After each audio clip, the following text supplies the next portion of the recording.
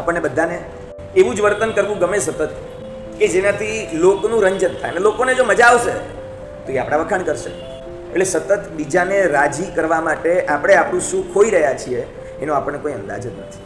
નાના છોકરાઓને કદાચ આમ આગ જોઈ ગમતી હોય અને આમ ક્યારે જોઈ ન હોય, હવે એને ખુશ કરવા તમે તમારી એક એક નોટ આમ અંદર બાળ્યા કરો અને ઓલો જોઈને રાજી પણ થાય, તાળીઓ પણ પાડે, ઓહો કેવી આગ લાગી, કેવી આગ લાગી, કેટલું સરસ થયું. એટલે પણ બળ્યું શું?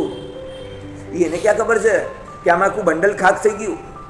અને એ તો જોઈને રાજી થાય, એટલે બીજાને રાજી કરવામાં આપણે શું ગુમાવ્યું એની આપણને અંદાજ આવ્યો. સાહેબ ત્યાં નહીં જઈએ તો એમને ખરાબ લાગશે, સાહેબ વ્યવહારમાં ઉભા રહેવું પડે છે, નહીં તો પછી સાહેબ બધું જ છૂટી જાય છે.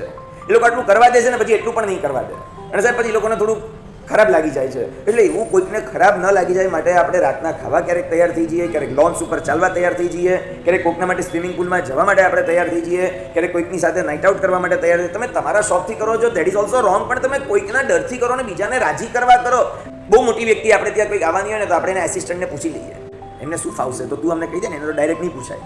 પણ એને જે ફાવતું એવું જ પછી ઘરે બનાવ્યું, કારણ કે વ્યક્તિત્વ એટલું બધું મોટું છે કે હવે એને હું પૂછું કે તમને શું ફાવશે, શું ખાવાનું બનાવું, તો કંઈ સારું નહીં લાગે, બહુ મોટા માણસ છે.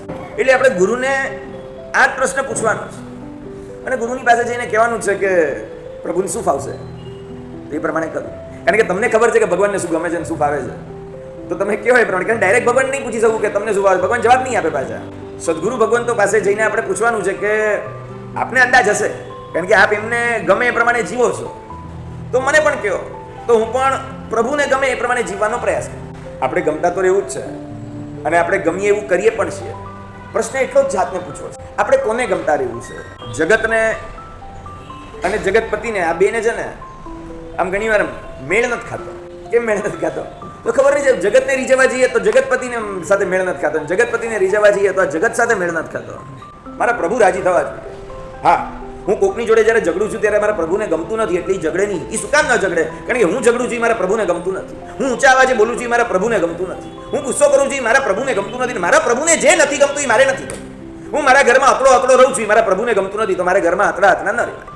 હું બીજાને છેતરું છું મારા પ્રભુને ગમતું નથી એટલે મારે કોઈને ન છેતરાય. કેમ ન છેતરાય? એટલે એનાથી પાપ લાગે, એનાથી કર્મો બંધાય, ભવંતરમાં તમારે છેતરાવું પડે. એટલે એ બધું બધી વાત સાચી. બહુ જ મને એટલી વાત સમજાય છે કે હું જે કરું એ જો મારા પ્રભુને ન ગમતું હોય તો એવી વસ્તુ મારાથી ન થાય. બાળકને એટલી જ ખબર છે કે મારી મમ્મી હું આ કરીશ તો મને ખીજાશે, હું અત્યારે બોલીશ તો મને મારશે, હું અત્યારે તોફાન કરીશ તો મને તોફાન કરવાથી નુકસાન થાય, તો તું ભણી ન શકે, તો તારા પર્સન્ટેજ ઓછા આવે, તો તું હવે આવું લાંબુ એ વિચારે ને એટલી ખબર છે તોફાન કરીશ તો મને અત્યારે લાફો પડશે, મારી મમ્મીને નહીં ગમે. હું અત્યારે ગાળ બોલીશ તો મારી મમ્મીને નહીં, એટલે નથી બોલતો. બાકી એનાથી શું થાય તો બધી બહુ દૂરની વાત છે. સાધકને પ્રભુ પ્રત્યે એટલો બધો પ્રેમ હોય કે મારા પ્રભુને ન ગમે એવું મારાથી ન થાય, આટલું આપણને સમજાઈ જાય ને